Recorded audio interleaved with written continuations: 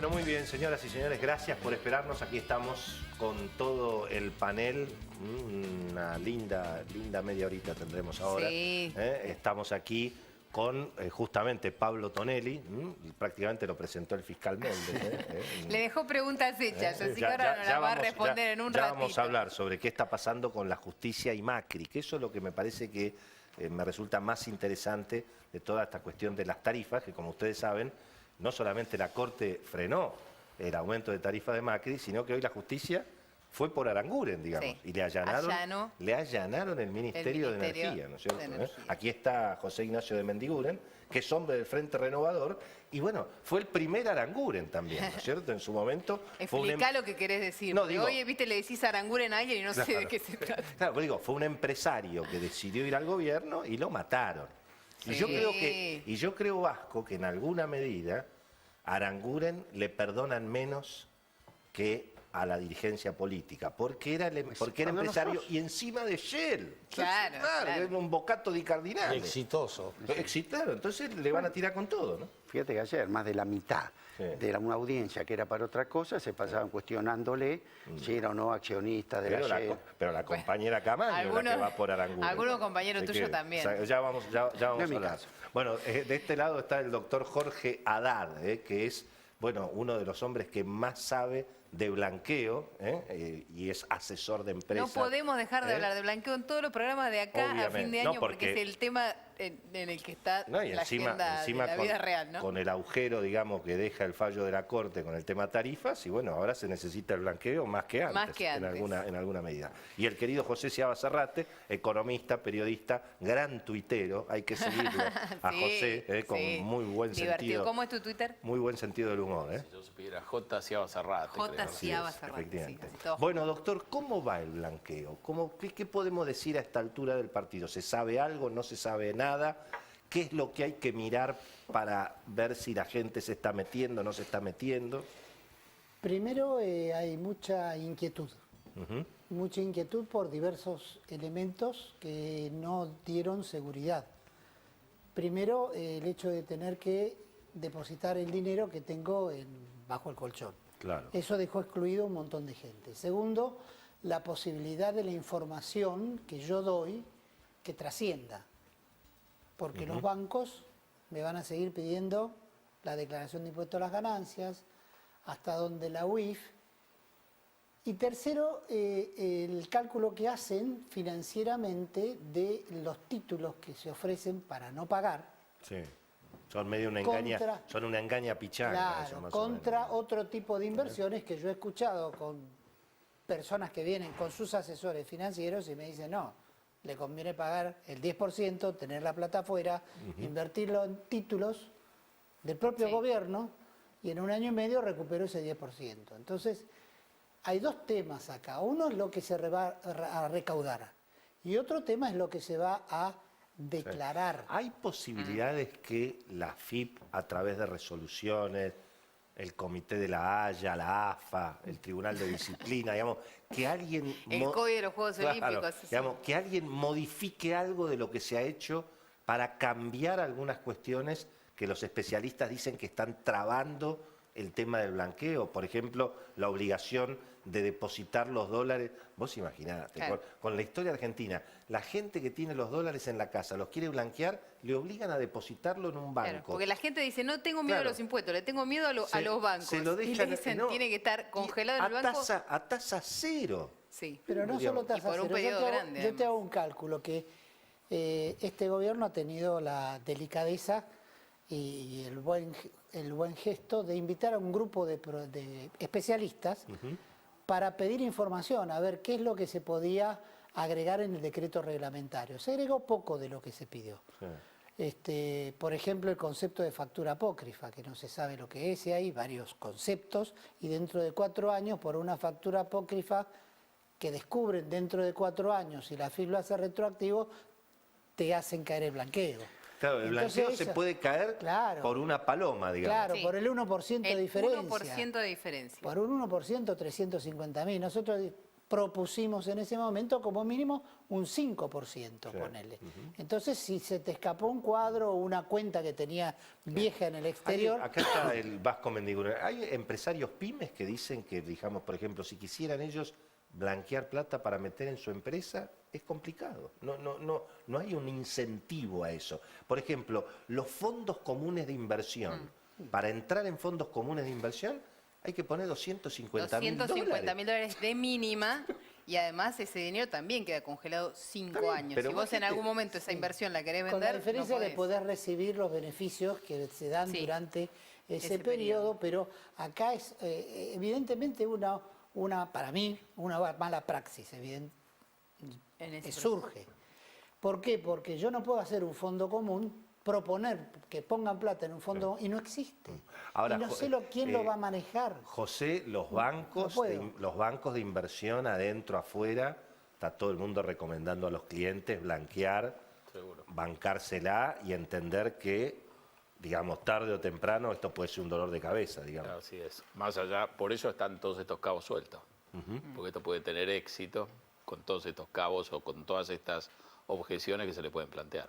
Claro. Sin duda. La gente está viendo esas objeciones, vos decís, están viendo esas La objeciones. gente tomó una decisión, tiene la plata sin declarar, igual. eso está claro. Claro, por supuesto. Ahora está habiendo un cambio en el contexto internacional que viene produciéndose hace bastante tiempo, pero que se aceleró después de la caída de Lehman. Esto empezó con el 2001, con los atentados y el rastreo del dinero que financiaba el terrorismo.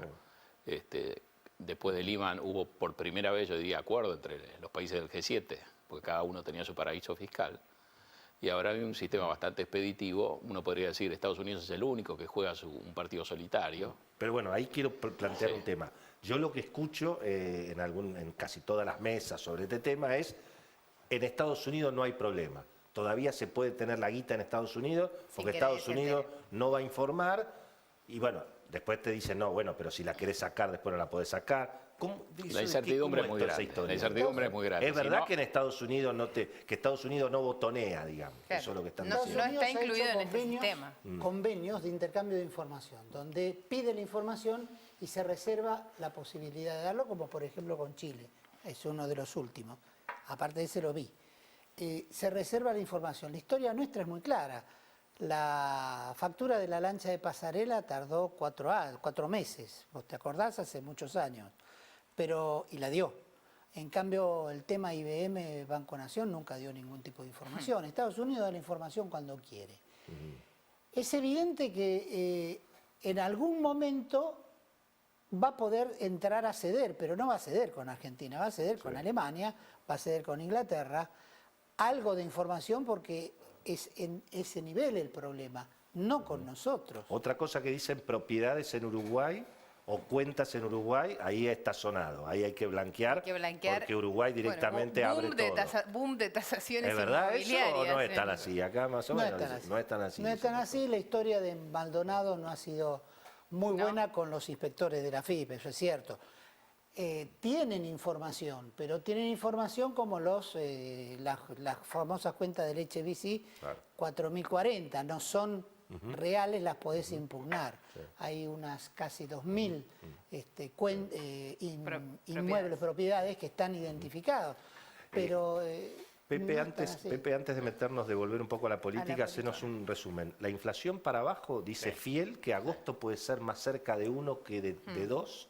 El Ipsis y Eduardo Levillati dicen algo parecido también. Si uno ve la información que provee Cavallo Jr., la inflación verdadera, el dato día a día, ahí hay un leve repunte, pero una lectura muy baja, poco por arriba del 1%. Cavallo Jr. Para un poquito, ¿cómo Cavallo Jr.? ¿Quién La información de alta frecuencia, el que hijo mide de Domingo Price Cavallo. Stats. Claro, ojo, es la consultora que mira el Banco Central, que se llama Price Stats y que mide 15.000 precios por internet, creo, ¿no? Exacto. Todos los días lo mide. Todos los días. Y lo hacen en muchos lugares del mundo. No lo hace solo en Argentina.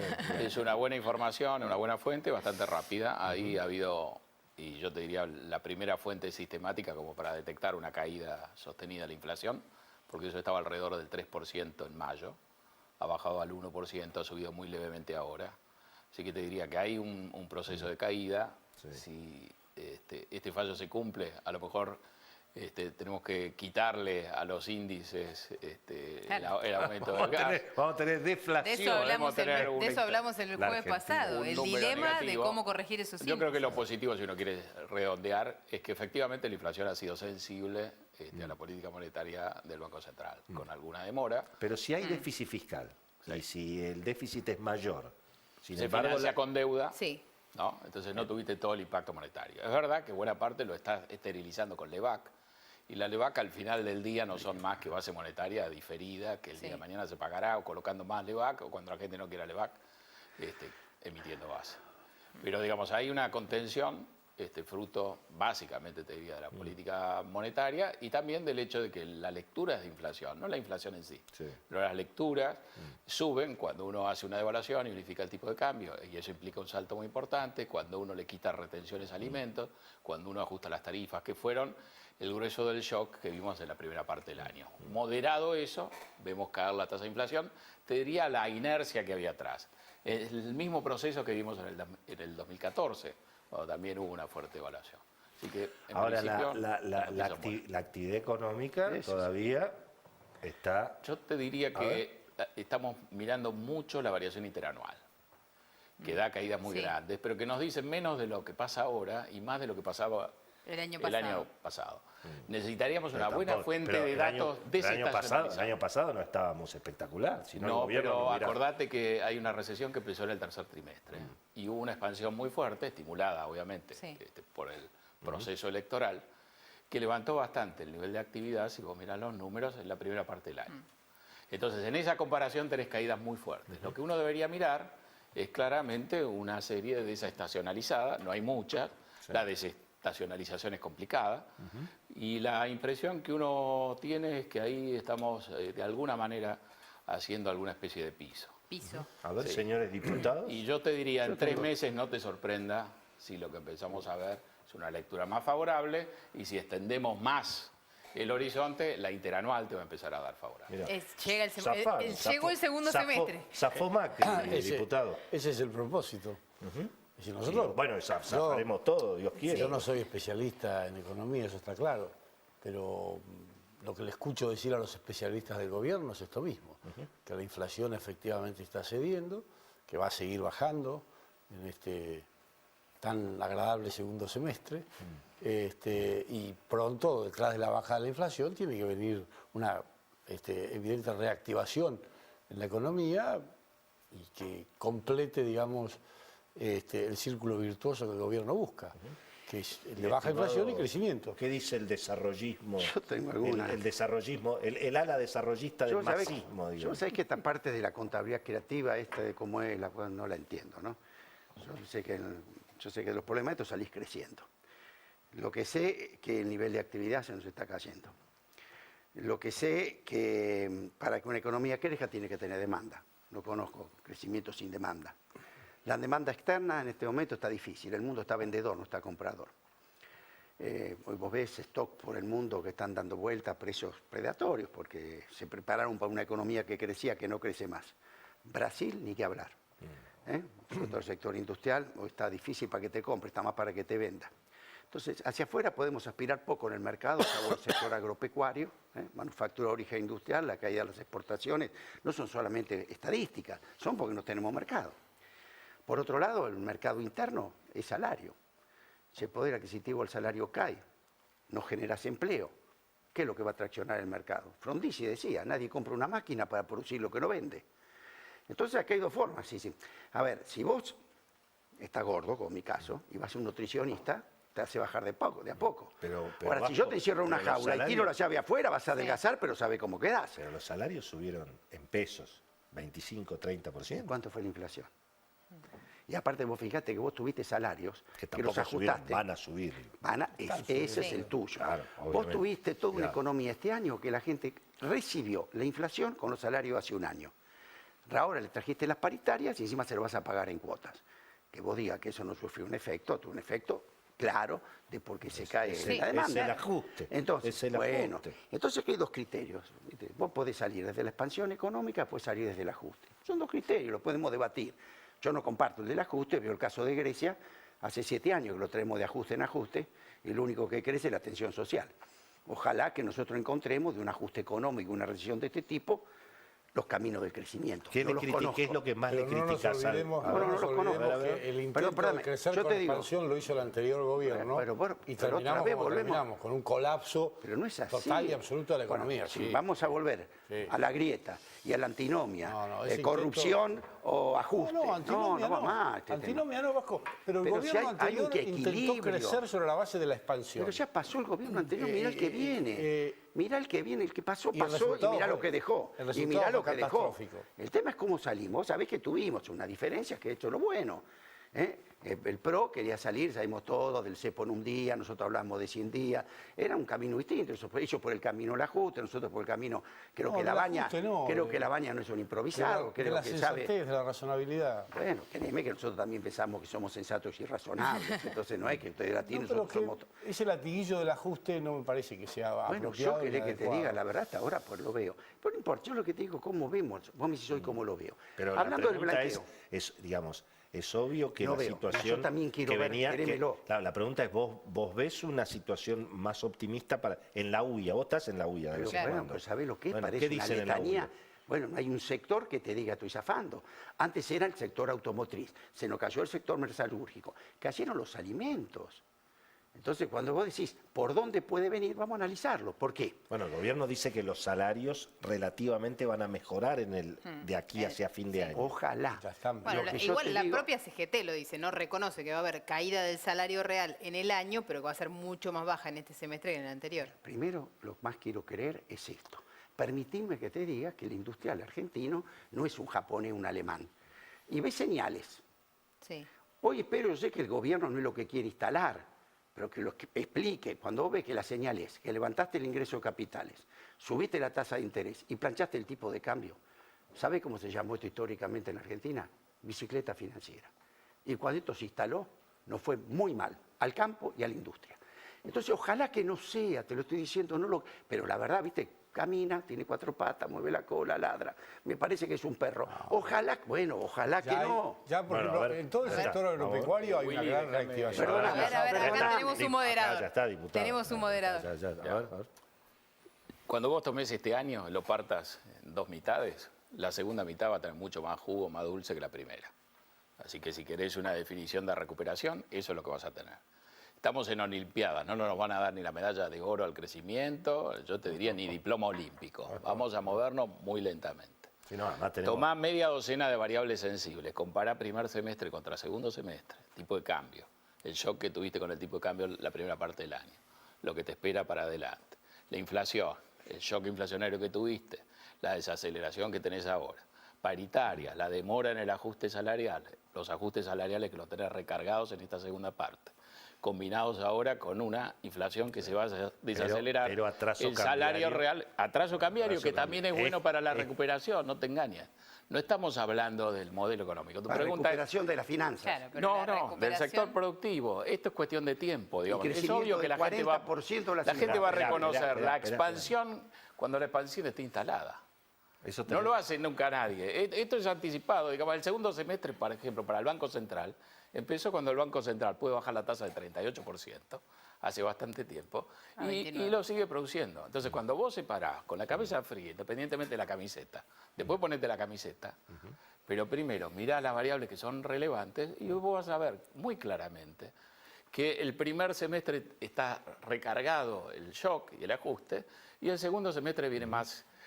Vos no le tenés miedo al atraso. Y el cuarto semestre, cuando se vota, que es el segundo semestre del año que viene, imagínate cómo vas a llegar.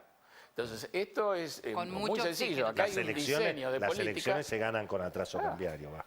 Sí, pero toda la vida. A ver, yo te explico el sentido común. Cuando yo veo que en la Argentina... A ver, espera acá, doctor. De acá a diciembre va a haber un ingreso de dólares, seguro, por el blanqueo. El primer índice, vos decías, es en septiembre. El 30 de septiembre se cierra la posibilidad de entrar en el primer bono. Que decís que es malo, todo lo que quieras, pero no pagás nada y va a haber gente que va a entrar en eso. Sí. Estamos hablando entre los dos, que el segundo, el 2x1, vence en diciembre, lo limitan, son 7.500 millones de dólares que no es cosecha, no es nada, y van a entrar al país. O sea, se va a poder planchar más todavía el dólar. Por eso, el tema es lo van a tener que mantener. Pensá que el blanqueo tiene aplicación. La aplicación es regularizar la situación de los jubilados. Sí, sí, sí. Y eso es un aumento de las jubilaciones reales, la cancelación de una deuda. Muchos de esos jubilados van a ser sujetos de crédito, no lo eran. Quiero volver a la primera parte. Para el sistema financiero y para sus familiares directos que le van a pedir prestados, digamos. Ahí yo creo todo un diseño. Sí, la plata que entra jubilado. Que está armado como para que esto diera resultados. Los resultados vienen demorados. Me hace una pregunta. Pero la dinámica me parece que no ha salido. Yo creo que el blanqueo, yo no soy técnico, no entiendo. Lo que sí sé que el blanqueo puede venir o por escaparse del mundo para estar tranquilo, o puede venir porque hay negocios. Yo creo que si la Argentina se pone cara, como está haciendo, no veo negocios. Bueno, por eso blanquean y dejan la guita afuera. Por eso yo digo. Pero si la querés, si vos pensás que por ahí la cosa va a ir bien y a Macri le va a ir bien, por ahí la querés traer después la guita. Y si la querés traer después, tenés que tenerla blanqueada. No, y además impositivamente, el que deja el dinero afuera va a pagar ganancias por todo el movimiento de dinero que tenga sus acciones. Y los personales. El que compre bonos, no. Y los impuestos extraordinarios que van a votar acá los señores después, en los años que vengan. Una vez que estés adentro de la jaula. No tengas ninguna duda. Bueno, quiero volver al tema original que planteábamos, porque lo tenemos obviamente a Pablo Tonelli, que bueno, que es obviamente una de las espadas del gobierno en materia jurídica, es el presidente de la Comisión de Asuntos Constitucionales y además miembro integrante del Consejo de la Magistratura. Bueno, te hago un poco las mismas preguntas que le hacíamos al doctor Molde, es decir, digamos, lo que ha pasado con las tarifas, más allá del fallo de la Corte, toda la secuencia y todo lo que hemos visto, y de alguna manera muestra que hay un sector de la justicia, no solamente la justicia militante, digamos, que no se lo banca Macri y que está dispuesta a complicarle la vida, digamos. Que hace política y no justicia. Yo coincido con eso, hay un sector de la justicia. Perdón, algunos que honestamente creen. Ojo, yo creo que debe estar lleno de multiplicidad de razones o de causas. Claro. Pero partamos de la base de que existe dentro de la justicia una agrupación que se llama Justicia Legítima, que tiene una clara y notoria identificación con el kirchnerismo, lo que la hace antagonista, adversaria, como se le quiera llamar, del actual gobierno. Y hay otra gente en la justicia que sin pertenecer a Justicia Legítima tiene la misma visión de las cosas, a lo mejor de buena fe cree que este gobierno es un gobierno pernicioso para el país y entonces utiliza los recursos a su alcance para de alguna manera combatir al gobierno o dificultarle las cosas. Porque más de uno supone, y ahí es donde está lo peligroso, que si le va mal a este gobierno, eso va a representar una oportunidad para que vuelva el gobierno o algo parecido al gobierno que se fue. Claro, diputado, pero que digamos que lo critique al gobierno los diputados de la oposición, el periodismo. Ahora, si los jueces son jueces de la Constitución, yo no estoy diciendo que esté bien eso. No, digo, no es un problema de bien o mal, es una situación que traba la gestión, digamos. Y es preocupante, particularmente en el caso del Ministerio Público, conducido por la doctora Gil Carbó, que claramente tiene una actitud hostil ante el gobierno. En 2014 Gil Carbó dijo que para aumentar el gas no había que hacer audiencia pública. Y ahora dice que no solo hay que hacer audiencia pública, sino que por poco hay que ir caminando a Luján antes de aumentar el gas. Esa es claramente una actitud que está fundada en consideraciones políticas contrarias al gobierno. No tengo ahora, duda hay mucha... Pero la Corte no es de justicia militante, ¿no? Y finalmente este problema lo tiene porque llegó rápido a la Corte y la justicia coincidió con Gil Carbó. No hay que perder de vista que también a la Corte le llegan estos expedientes en medio de un clima generado por algunos jueces, generado por algunos dirigentes de la oposición, del cual no es fácil salirse. Y aquí viene un punto que desde mi punto de vista es muy importante, que es el siguiente. A mí, la verdad, me preocupa menos el fallo de la Corte, que no es bueno y que es malo y que tiene sus puntos débiles desde mi punto de vista, pero me preocupa menos eso que el criterio que está empezando a imperar entre muchos dirigentes y en la sociedad respecto de lo que es la generación de energía y las tarifas. Claro. Es decir, hay muchos dirigentes que han instalado en el país la creencia de que el gobierno aumenta las tarifas de malo que es. De perverso que es, nada más, para jorobar a la gente. Bueno, campaña electoral. Claro, y se desentienden de lo que significa pero eso es medio inevitable, ¿no? Se desentienden de lo que significa producir energía, de cómo tienen que ser las tarifas para que la energía no solo se produzca, sino que cada vez haya más energía, porque si no hay más energía no podemos crecer, ahora, y si no crecemos no hay prosperidad. Volvamos por un minuto al tema original. Sí. La pregunta es, hay muchos observadores que lo que plantean es que finalmente el macrismo, bueno, digamos, es blando con los jueces, se desentiende con el cuento muy, obviamente, incuestionable de que el Poder Ejecutivo no debe intervenir y que además tampoco nadie está, digamos, Néstor Kirchner, hay que recordar que Néstor Kirchner, cuando los jueces de la Corte, en esa época era la Corte de Menem, lo amenazaron con el tema de voltear la especificación, ¿te acordás, Vasco? ¿Cómo no?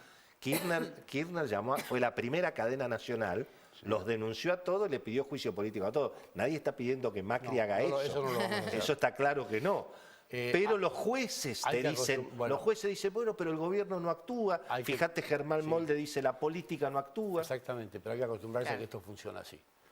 El ejemplo más conocido de esto y de la relación entre los jueces y un gobierno es el famoso ejemplo del New Deal de Roosevelt en Estados Unidos, que los jueces sistemáticamente fallaban en contra y declaraban la inconstitucionalidad de todas las medidas que en aquel momento podrían haber sido calificadas de progresistas que tomaba Roosevelt. ¿Cuándo cambió la situación? Cuando Roosevelt gana su reelección con una abrumadora mayoría y un juez de la Corte, que hasta ese momento venía votando en contra, dice no se puede votar en contra de lo que el pueblo quiere, de lo que el pueblo aspira, de lo que el pueblo desea. Por lo tanto, yo a partir de ahora cambio y acompaño la política de Roosevelt. Bueno, en la Argentina va a tener que pasar algo parecido. Va a tener que pasar algo parecido. Por la vía, por supuesto, del respeto de la Constitución, por la vía del respeto de la ley. Es decir, quienes de una manera arbitraria, ilegítima y hasta a veces ilegal obstruyen la tarea del gobierno, sea en la justicia o en cualquier otro sector, va a llegar el momento que van a tener que comprender. En la justicia es más complicado. Es más complicado por las consecuencias. Claro. Pero bueno, en algún momento. Los jueces son jueces, ¿qué vas a hacer? En algún momento van a tener que comprender que ese no es el camino, que eso no es lo que el país necesita y lo que el país pide, y van a tener que volver a actuar en el marco de la ley. ¿Hasta dónde afecta inversores, sensación de seguridad jurídica, todo la economía? Afecta, pero está mal hecho. Si se hizo mal, el gobierno no tiene a quién echarle la culpa. Tomó una decisión, la medida es audaz, no es la única medida audaz, esta sale mal y uno queda chocando, digamos, contra la realidad. Hay que dar marcha atrás y hay que tratar de poner esto de vuelta, enderezarlo y mostrar que las tarifas se pueden corregir. Desde un punto de vista económico el tema es muy sencillo. La tarifa en términos reales se destruyó. Claro. Acá estamos hablando de subir la tarifa en términos nominal, al lado de la inflación que ha habido, de cualquier otra variable, la tarifa se pulverizó. Ahora, evidentemente, la Corte tiene una visión que repara en la variable nominal. Exacto. Ahora hay un procedimiento, la ley está escrita de antemano y si la Corte ha fallado de esta manera, violín en bolsa, marcha atrás. Habría que acordarse de Napoleón, cuando decía, vísteme despacio que estoy apurado. Claro. Quizá demasiado apuro, uno incurrió en un error de procedimiento, habrá que dar marcha atrás, arrancar de vuelta, esto va a costar. Sobre todo va a costar porque el gobierno dijo que este era el único plan, ¿no? Que no había plan B. Entonces alguien que sale a decir que no tiene plan B... Listo, se acepta el fallo y se empieza de vuelta. Claro. Y te diría que la gran ventaja es que hay paciencia en los mercados y se puede mantener este gradualismo. En otras condiciones, este empantanamiento hubiera podido ser un dolor de cabeza fenomenal. Porque si algo tiene este gobierno es financiación internacional muy elástica. El tema del blanqueo que hace las veces también, darle una mano. Si vos hoy mirás el mercado de deuda, en el día de hoy, el bono 46, que es el que está Argentina todo el mundo 46, todos pensando como alternativa para blanquear y colocarse, ese bono hoy subió como si este problema no existiera. Sí, hoy subieron los bonos, efectivamente. Sí. Entonces, y las acciones de las energéticas cayeron, pero no fue un desastre. Con lo cual vos confías que el bache financiero lo va a cubrir el Estado. Vos decías una medida rápida que se puede hacer, por lo menos darle 4 cuotas en vez de tener que pagar contado en el blanqueo. Exactamente. Es lo mínimo. La última, ¿las pymes se van a bancar o el fallo de la Corte? ¿Pagan la luz o nosotros van con su fallo también? Yo creo que los fundamentos del fallo fueron muy claros, que acaben tanto a las pymes como a las domiciliarias. Lo que pasó que el tema domiciliario fueron los que iniciaron el proceso, claro, por eso se pidió, pero quedan las pymes. Yo quiero contar algo muy claro. La última, y lo hacemos con Energas. Cierra acá el bloque. Este es un trabajo de Energas, para saber dónde estamos. Dale. La pyme, bueno, ya sabemos, sacamos una ley a favor de ella, está muy bien. Sí. Hoy comparamos las tarifas, aumentándolas el 500%, hoy la pyme argentina, la empresa argentina, el sector, tiene el gas el 20% más caro que el promedio del Mercosur. El 50% en dólares, estoy hablando, más caro que el promedio del mundo. Con el 500. ¿Perdón? Con el 500. Exactamente. Bueno, como no, y 150% más caro que Estados Unidos. Te doy el informe esta tarde. El martes dio las cifras el ministro Aranguren en la Cámara de Diputados. Comparado con el resto del mundo. Seguimos el ministro dijo varias cosas que veo que se ha equivocado. Y otra cosa que quiero apuntar al gobierno. El gobierno, ¿sabe qué más se acuerda mucho? Perdóname, al kirchnerismo. Se enoja mucho. Ahora se enoja. Pero escúchame, te enojas con la Corte. Ponemos palos en la rueda a lo que llevamos una propuesta. No nos enojamos con la Corte. Pero ¿cómo no? No nos enojamos. Nosotros, vos sos consciente que el gobierno ha tenido todas las leyes que ha necesitado para salir de este momento. Perdón, pues ya parece kirchnerista, ¿ves? Y nosotros lo vamos kirchnerista a cumplir. Cheto. Parece que... Pero déjame que termine, que yo te escuché. El gobierno ha tenido todas las leyes que necesitó, negociando con un Congreso que funciona a la perfección. Estoy orgulloso hoy de trabajar en ese Congreso. Cuando le quisimos llevar la propuesta, y Sergio Massa le mandó una carta al presidente, le dijo que era oportunista, y pasó lamentablemente lo que se le dijo en esa carta. Muchísimas gracias, señores. Gracias a todos estimados doctores. Nos queda un bloquecito más, un bloquecito con chimentos cortito, porque acá teníamos parar la sesión, gente muy charlatana hoy. Exactamente, muy bueno. Muchas gracias a todos.